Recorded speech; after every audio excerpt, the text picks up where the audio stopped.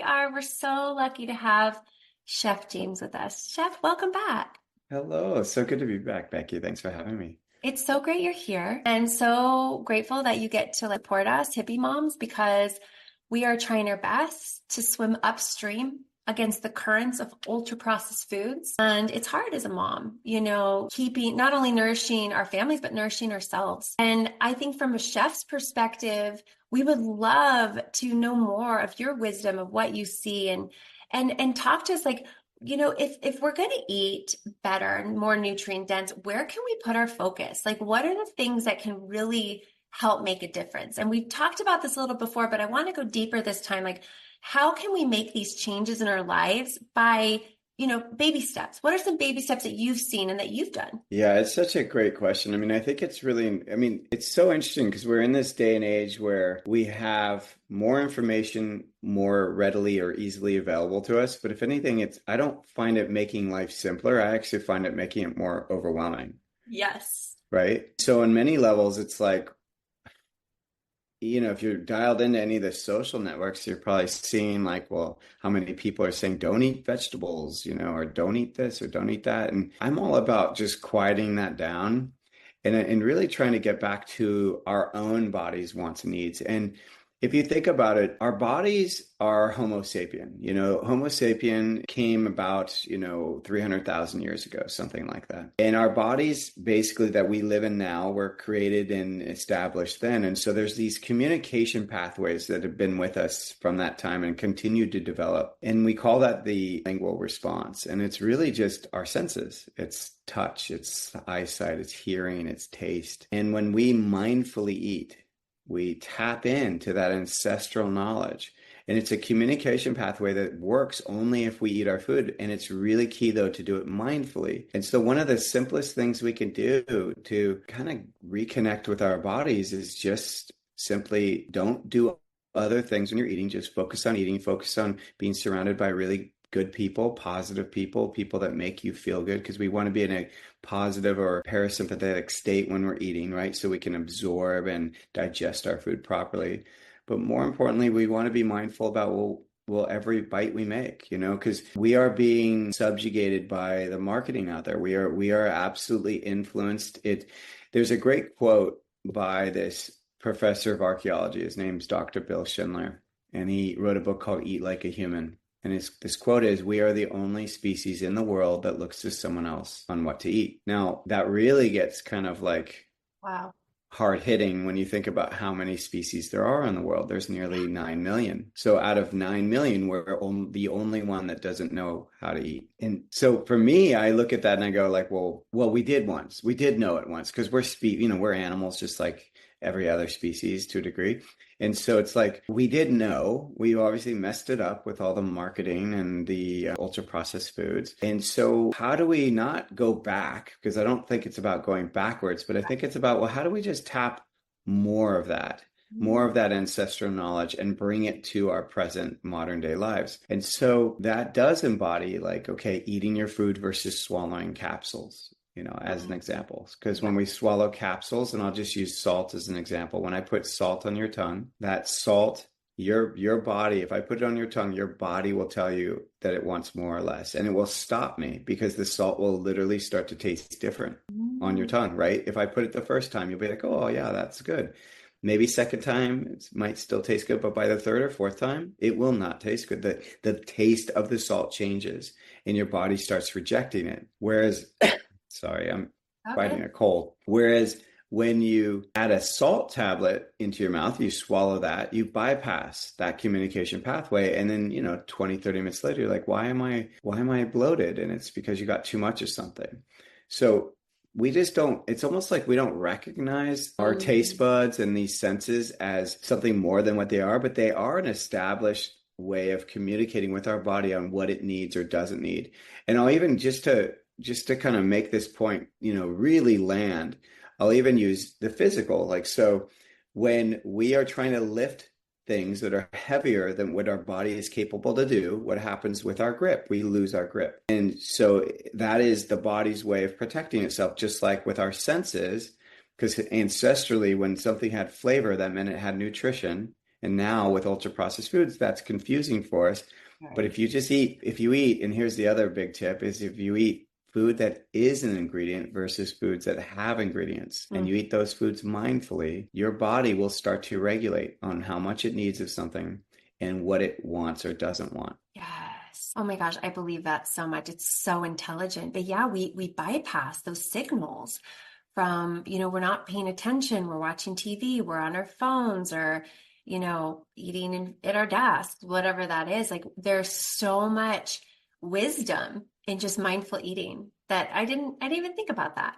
Chef, that was beautiful. Yeah, and chewing, of course, making sure that Mhm. you chew your food. I mean, you Yeah. know, I like to even like really draw a picture. Like imagine us back in the day, ancestrally, we're walking through a forest because, ancestrally we started out as foragers Hmm. and we had to collect nutrients all day because it took a lot of nutrients when you're foraging to sustain yourself. And we technically had smaller brains then, and our body digestive system was different.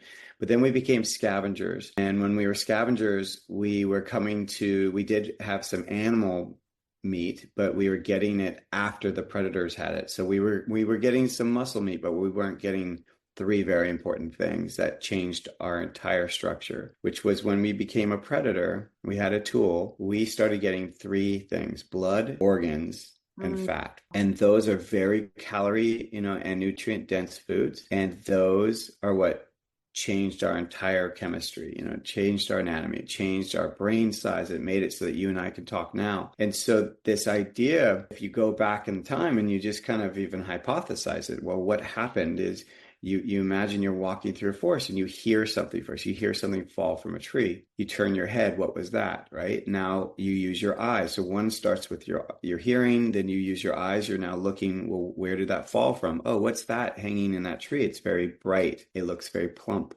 It looks like something that my body is now starting to interpret as something I might be able to eat, right? But you still don't know. So now you walk closer and your eyes, you can now see it, and maybe you can even smell it a little bit. And all this, these senses are providing this communication that's literally getting evaluated by your brain and your gut, basically, of is this something that's going to kill me or sustain me?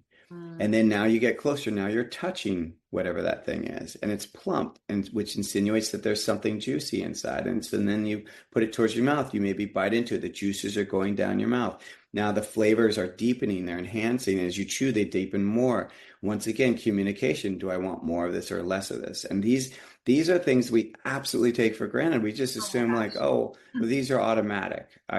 These don't really do anything. They just make it so that I can function, right? But they're actual communication pathways. They're like fiber, of wires connecting you to your internet. The way that is fiber optics. So this is the fiber optics of your body, and they absolutely connect us to what our individual body needs. They are different for everyone in terms of how they're communicating and interpreting what's going in our mouth.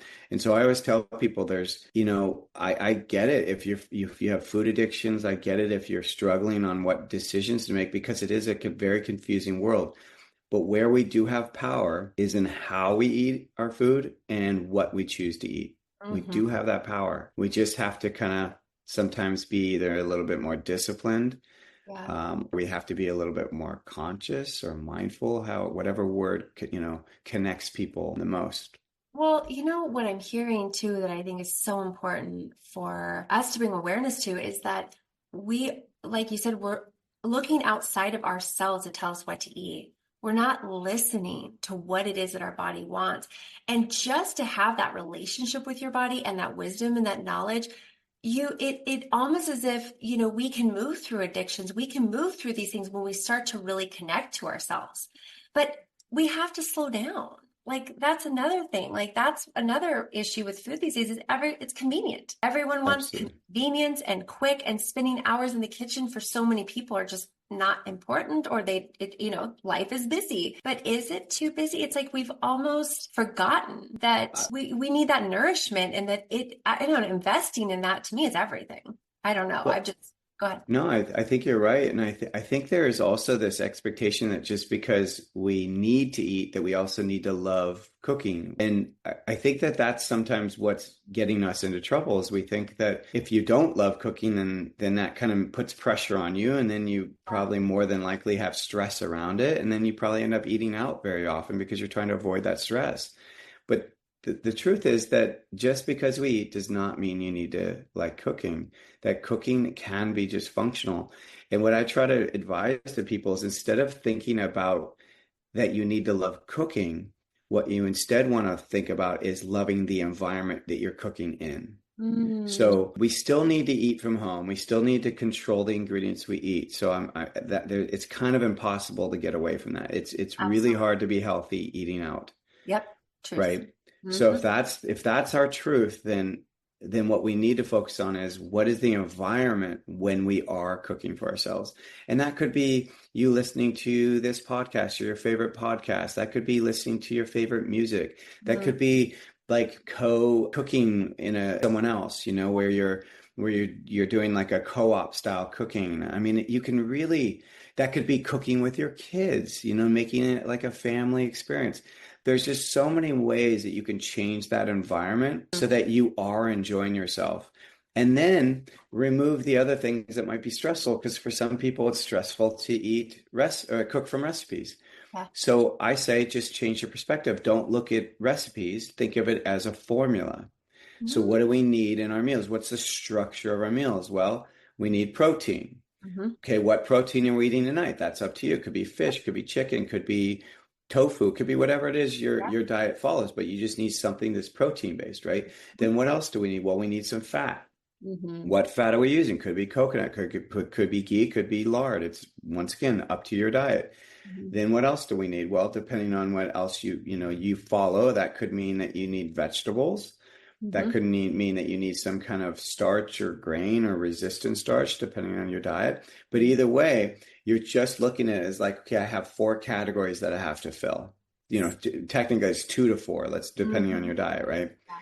And then once you decide that, then you're building those categories around kind of what the essence of the meal is. If it's Italian, I typically will use butter or ghee for my fat. If it's Asian, I will typically use coconut oil for my fat. I also will use lard and tallow a lot. If I'm making potatoes, I'll use duck fat because they go so well together. So and then for vegetables, if it's Asian, I might use bok choy or cabbages more often. If it's Italian, I might use bell peppers and broccoli, so you're just picking things by what your body resonates in your body. You can absolutely kind of do muscle testing when you're buying the produce for that meal. I love it. I do that all the time. Yeah, you can totally do that. You can follow your whims, but as long as you meet those categories, then hopefully it's not as stressful. And then now you're doing something that will hugely affect your health just by eating and cooking for yourself. I love that. And it sounds to me it's like you're making it simple. Like we don't need to do these complex recipes with 20 different ingredients. Oh, every once in a while, that's fun. Let's get in the kitchen. But day to day, you have to make it simple to be sustainable, in my opinion. And it's for me, it's like when a dinner's done and it's healthy, it's like, oh, thank God dinner's done, But Totally. yeah, I mean, it's like something to really be in awe of for yourself to cook for your family because there's so much against us these days that are keeping us busy, running around, going crazy. It's like, no, we need to sit down again and eat our food mindfully. And yeah, it really is we need to kind of the pendulum has swung so far over this way. And I feel like we're coming back. We're coming back and we're going to find somewhere in the middle. And keeping it simple is like key. Now, what about nutrient density? Like, I think that's something that we always love to talk about because it's hard sometimes knowing how are we able to get all of our nutrients from food? Yeah, that's a good question. Now, I think that it depends on what you're eating. I do think that we do live in a pretty toxic world, and so that getting support, I tend to more think about should I be getting all my nutrients from food, or I guess what's the alternative? Like, because what's happening is a lot of people are self-assessing, and I don't necessarily recommend that. I think that a lot of times people are removing foods that actually they're not they're just guessing, or they're adding foods and they're just guessing, and they're constantly spending a lot of money and they're just guessing.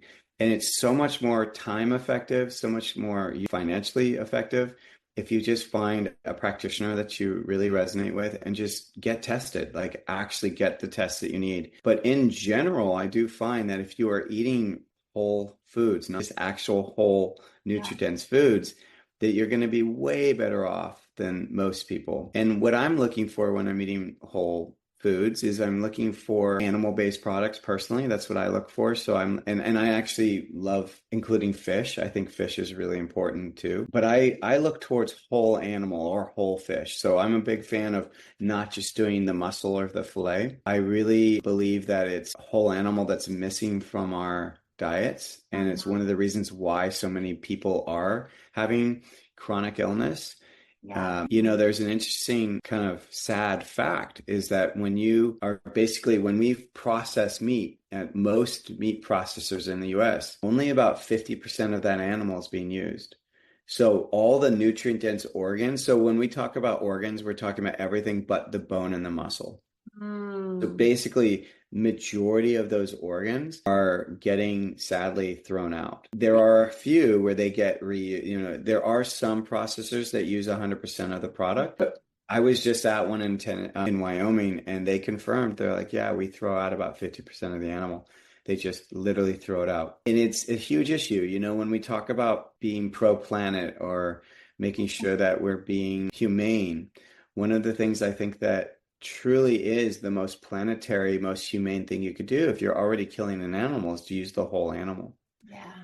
And to do that, though, we have to start changing our eating habits, because the reason why these parts are not getting used or sold is because people aren't using them. So that's one thing I'm on mission to help change. And you can buy cows at your local farmers market. You can buy whole cows. Now, I wouldn't know what to do with the cow tongue and some of the things. I mean, I haven't really been exposed to it, eating a lot of the organs. Now, I've gotten better since our last talk, right? Oh, good. Yeah, for sure, including them, and I love pluck, which we'll talk about in a minute. But just being able to get more nutrients, and they are in parts of the animal that we don't eat. Yeah, absolutely. I mean, well, and the beautiful thing, so what's kind of funny, and I'm going to call people out on this, if you listening to this or someone that does this. So you are absolutely right. One of the ways that you can lower your food bill and get more parts of the animal is by getting cow share. And you can order a fourth of a cow, a quarter of a cow, half a cow. It really is dependent on what you can afford up front, because that's the big cost, is the upfront cost. And you need a freezer. Yeah, and you need a freezer. You're right. Yeah. But what you end up paying is a third potentially of what you pay in the grocery store. So it's a huge savings over time.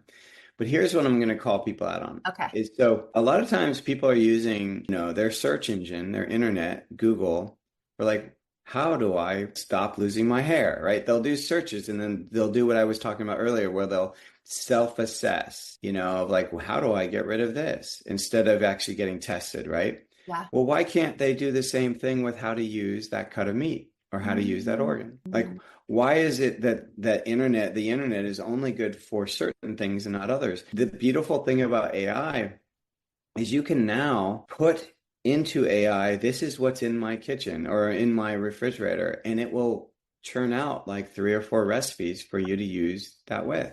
Wow. So that's just AI, but in general, you can just simply search, like, how do I make oxtail, if that's a cut you're getting, or how do I make tongue, if that's what you're getting, and you'll literally see like 50 or more fantastic recipes. Yeah, I didn't really think about that and how actually that is really fantastic. I mean, really, if you need some inspiration.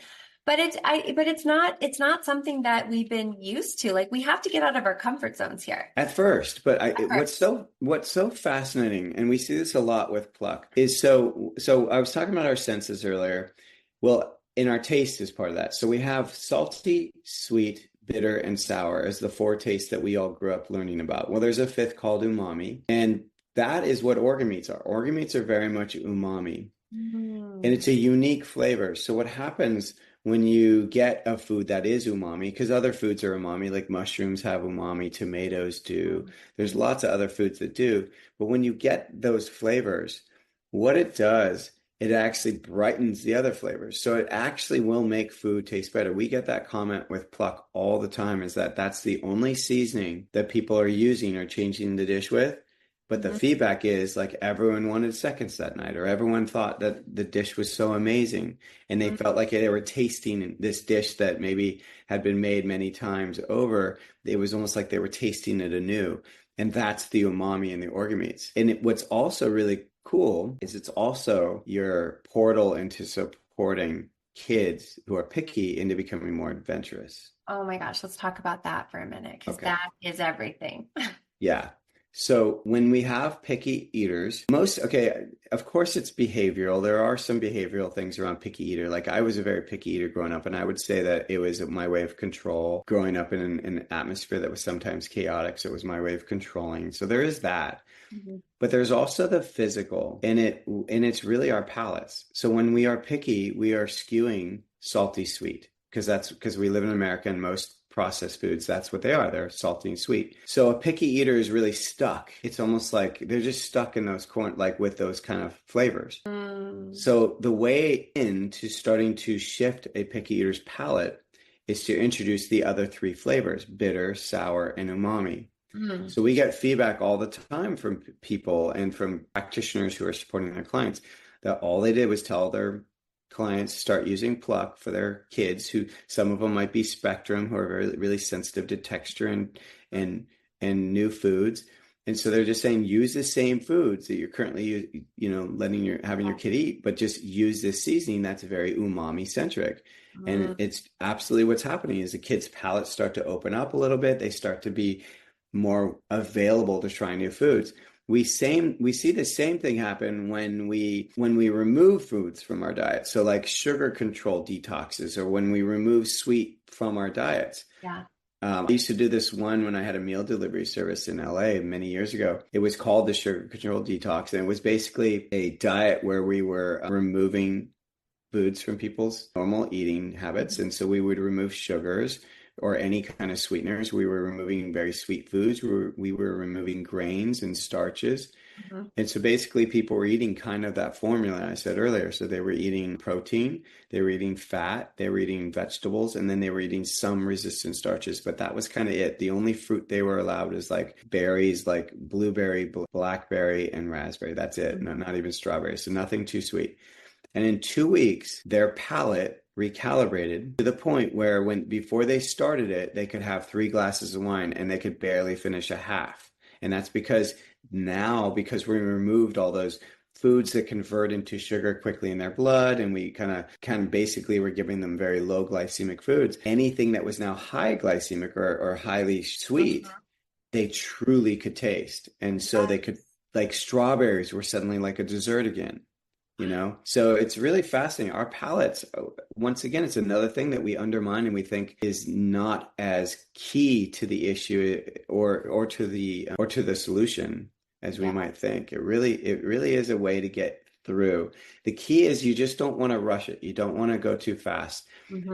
I treat a kid's palate no different than I would if I was changing a dog's food.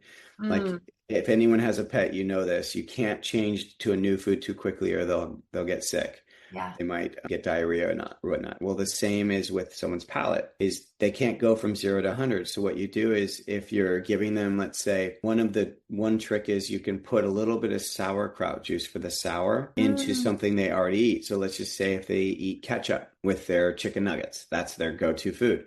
Well, I would add a little bit of sauerkraut juice, just a tiny bit at first, maybe even like half a teaspoon, not much, maybe a fourth of a teaspoon. And I would add that to whatever sauce they're eating, mix it in so they don't know. And then just do that every day for a week. And then the next week, increase it a little bit more.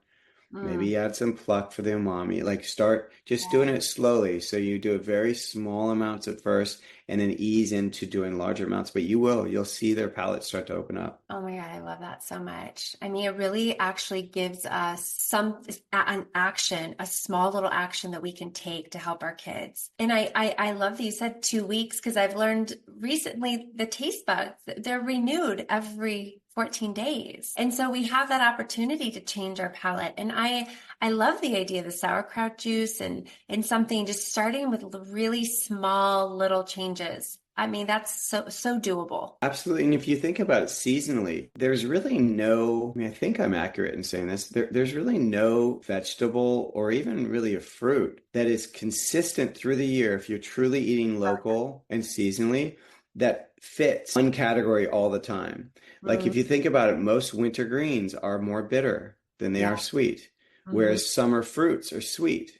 But that winter fruits are not sweet. They're more sour, right? So if you truly eat with how nature intended, you naturally do have that kind of, I don't know, that flow of our flavors of where, and you don't get locked into one flavor if you are eating within nature. It's just impossible. Yes, well, and then it comes back, kind of circling back to that connection to your body.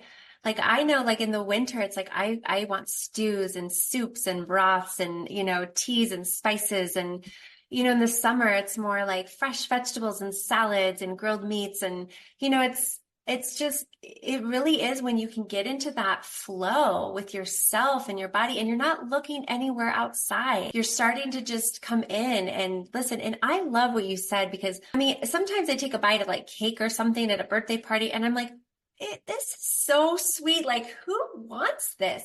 But when you're eating that all the time, like I see some of my kids, they love it. And it's like, but if we can slowly change their palates, I think we have more hope than we thought before, James, really, because it's hard to change picky eating. I know a lot of picky eaters, and it's really hard to change their ways, but you've just so gracefully given us a way out of that. Thank you. Yeah, absolutely. And I do want to offer too, using your cake analogy, because I think this is potentially another thing that we get locked into is that we have these kind of associations. It's very much a mindset around what we should be eating, what we shouldn't. So some people will go to these places and they'll be like, oh, I guess I'll try a piece because it's there. Like, but I personally don't have an off switch. So if I try that cake, even though I will taste it and I'll be like, oh, this is so sweet, I still won't be able to stop eating it. And some people will look at that and go like, well, but I don't want to put restrictions on myself because that leads towards, food disorders or whatever, right? And so the thing is, though, is I think we have to kind of almost kind of pull back a little bit and just kind of recognize, well, what actually works for you?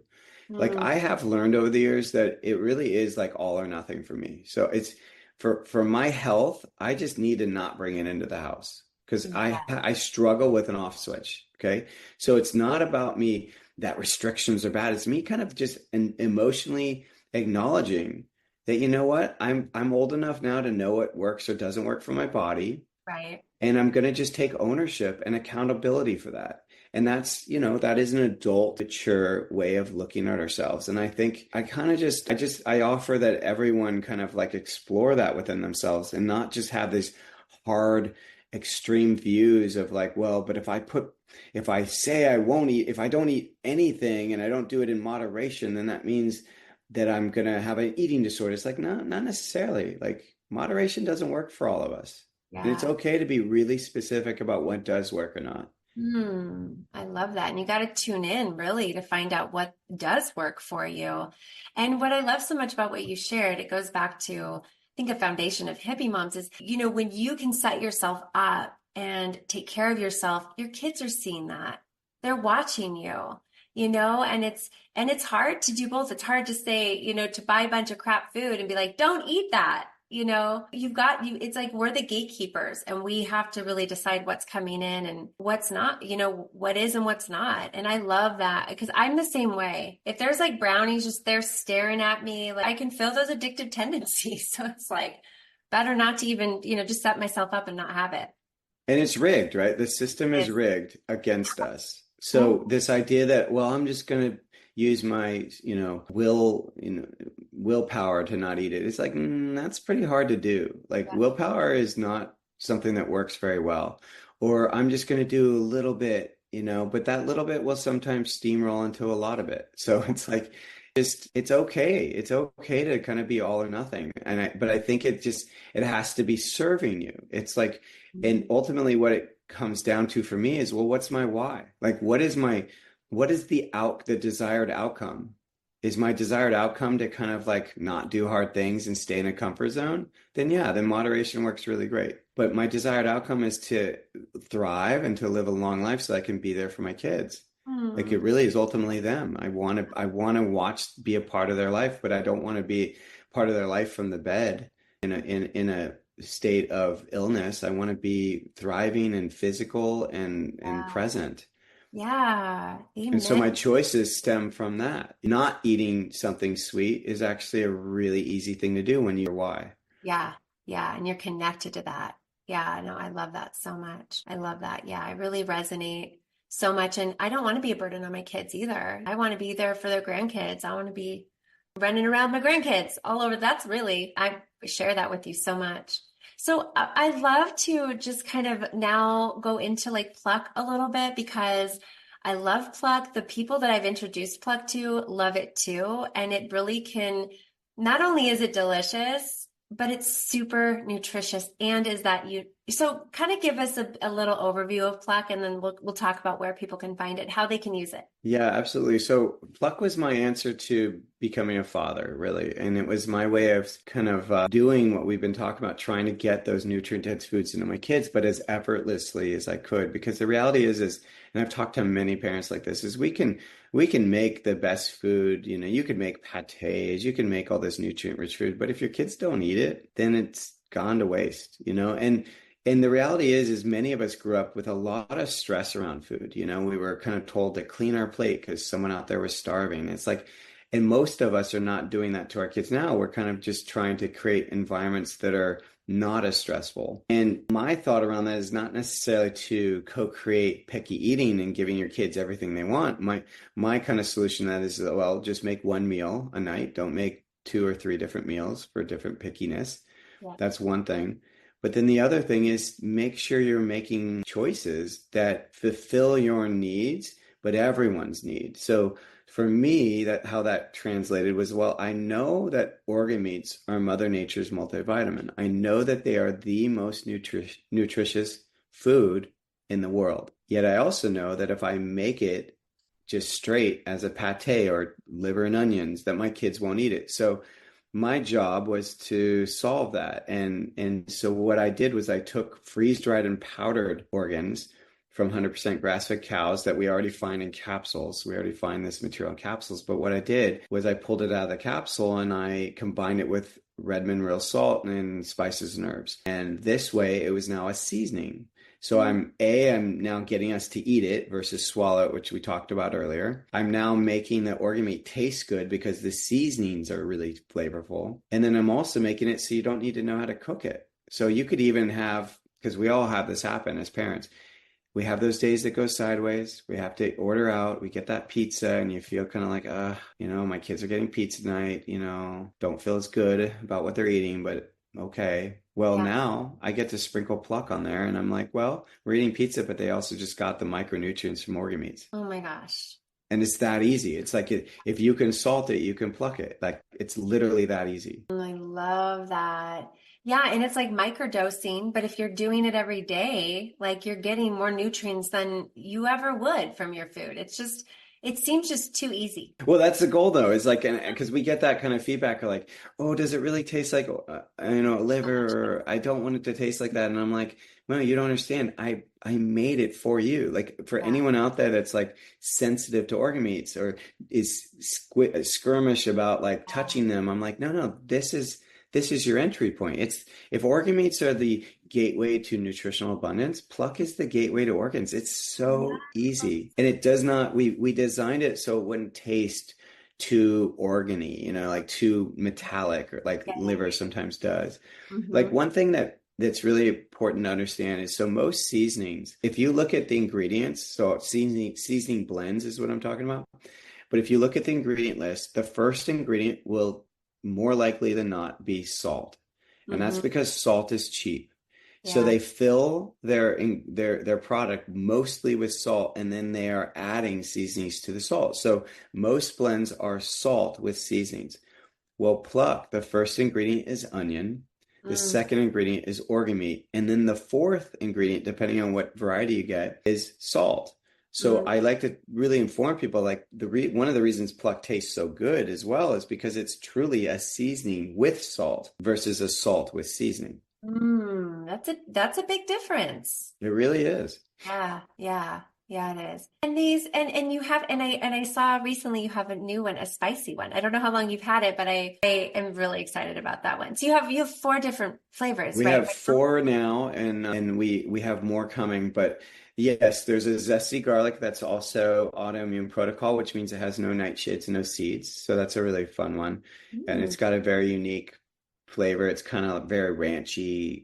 We even internally used to call it garden vegetable. It's just kind of very fresh and herby, and it's got even garlic in it. Garlic, sorry, it does have garlic, but it has carrot in it as Mm. well. So it's just got this really nice flavor. And then we have our original, which is the one I think you were first introduced to. That's kind of it's called original, and it's kind of like an all-purpose. It's Yeah. kind of like Old Bay or something like that. Hmm. And or is that what it's called? Is that I think it's all purpose. That was the one that, oh right? no, but what's that popular it's like, is that Oh, what's called? Old Bay, is that what it's called? I don't know. There's oh, some seasoning out there that is very popular. It's kind of like Lowry's all purpose. It's oh, got that okay. flavor Thank to it. And then our third one is the spicy, but what's really important for people to know, we will eventually come out with a really spicy one, but everything about Pluck is for families because I designed it for my you. family, and Yeah, in a sense I designed it for yours. So I didn't want anything to be too extreme. yeah, for So sure. even the spicy is mild. It has some cayenne in it, but it's not so strong that your kids won't like it if they don't like spicy. So everything is designed for the exact thing I mentioned earlier, which is I don't want you people making, two or three different meals. I want you to make one meal.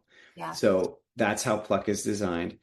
And then our fourth product is Pure, and I think that's also a new one for you. And that one is just the organ meat.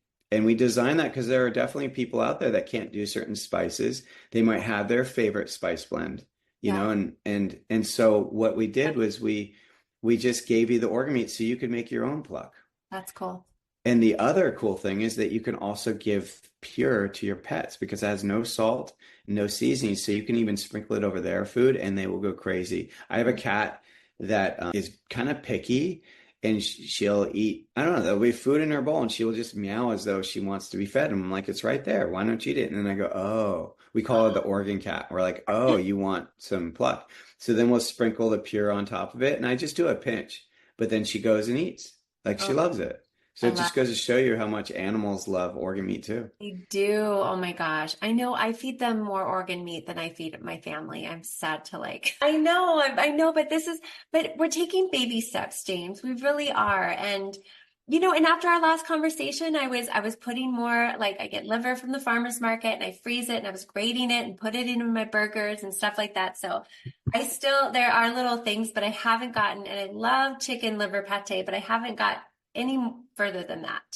So, but Well, it's, you mentioned tongue, and I'll just oh share that. yeah. So there's a really great recipe for tongue on our website. It's at Okay. eatpluck.com recipes. And tongue is one of those things that I know it can seem intimidating because it looks so different than what we're used to. But once you've cooked it, you see how easy it is. And I usually do demos of this at conferences where I show people it's just so easy. You basically just kind of slow cook it or boil it for an hour and a half. There's this very thick kind of skin on the outside of it.